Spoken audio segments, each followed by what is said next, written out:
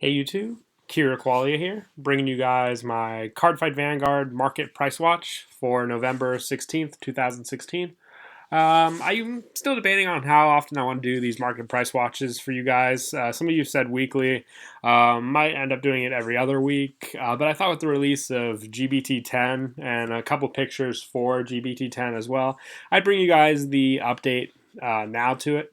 Basically because the pictures have changed a lot of the prices for certain cards. So let's go ahead and jump right in. With the card you see here, Galaxy Block Kluger has already jumped up to the $30 price range. I think they revealed maybe a picture of it showing new blouse support, and I think the last time blouse had support was with their extra booster. So it's been quite a while, and I know that pack is currently out of print, making this card definitely difficult to get a hold of. And any chances of it being in the Revival collection, I think, are slim to none, basically because we've confirmed that Beast Deities are going to be in the Revival collection. Unless this card gets the triple rare reprint in GBT10, which I think might help the price a little bit, also giving it an alternate art. But I think that's where this card will remain until further news is given about this card. As well as other Nova Grappler support. Might want to keep your eye on Extreme Battler Victor. This card is basically confirmed another grade 3 of Victor in the pack, the G version, and we're also getting a new stride. So whether it's a stride that works with the Victor stride we already have, or if it's something new completely, guests say it might even be the gen rare of this pack. Expect this card to either hold, between the prices of 15 to 20, like Fenrir's and Gavrails usually did with their support, or even go up a little higher depending on how broken the support is, like Dragonic Vanquisher did. SPs and triples are retaining that price, and the only reprint I see of this will be in the secret pack that was announced for Nova Grappler, which isn't really going to affect pricing at all. So yeah, watch out for that. Next up, as you can see, we have Wolfang Liberator Garmor completely sold out. I think a picture was revealed of Garmor support specifically, which I think is very interesting that Vanguard does. They specifically give support for one card, and then the fandom goes crazy. So this card was at a steady $2 for the triple rare, $5 for the SP. Now it's completely out of stock. So basically, it's at a point where if you have the Garmor, you can make the price for yourself based on what other people are selling it for, what you base the price to be. If you want to put it at a $10 range, you can do that. But as of now, until more markets put it back on, it's going to be sold out. And I'm sure more people will end up buying it if the price is low enough. And going on to the True Zodiac Time Beast, the deck was released about a week ago, and you can see prices for the Hollow Zodiac Time Beasts. They used to be very expensive. Now they've all settled in the $3 range. Give it for a few cards.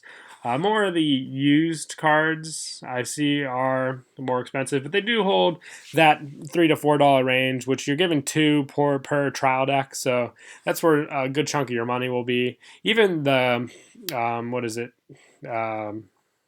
the starter where you run one of is keeping a pretty high value.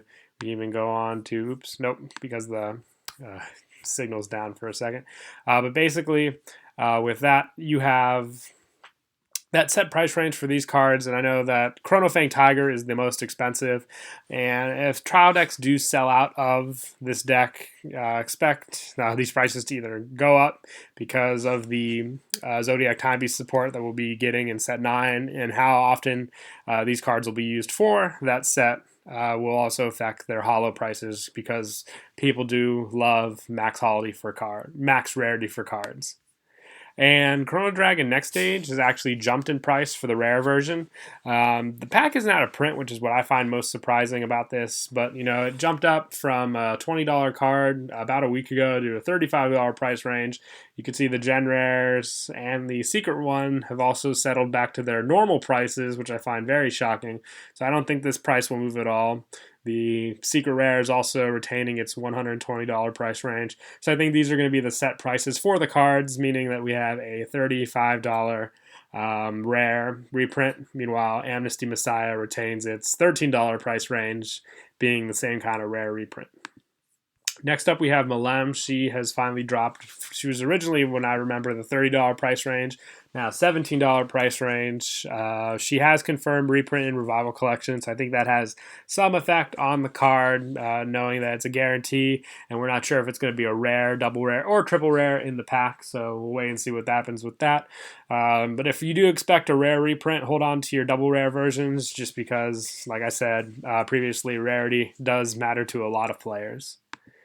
And also, finally, to end this video, we have the triple rare reprints in the GBT09 booster pack. We have Dragonic Descendant, Raging Form Dragon, and Blue Storm Dragon Maelstrom. These three are confirmed reprint in the pack as triple rare with alternate art.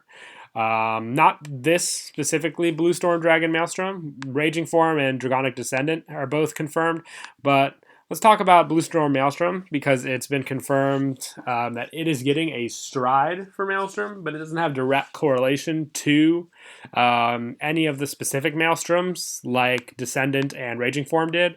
Holding $20 price range and $13 price range for Descendant. I think people are waiting to see if the reprints will be the same in the English version, just like they are in the Japanese, where you basically get a reprint per box, and with 5 reprints total, that's a 1 in 5 chance, making it a little easy to get the triple rares you need for the decks if you don't have the old ones originally, just because people want to run the cards, which I find it nice that they did give us the reprints.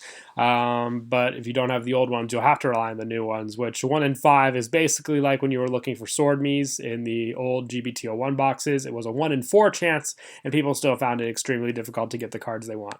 But Blue Storm Dragon Maelstrom is the break ride that you run in the deck, and it jumped up from a $5 card to a $15 card, just because the card that's getting reprinted is Glory Maelstrom.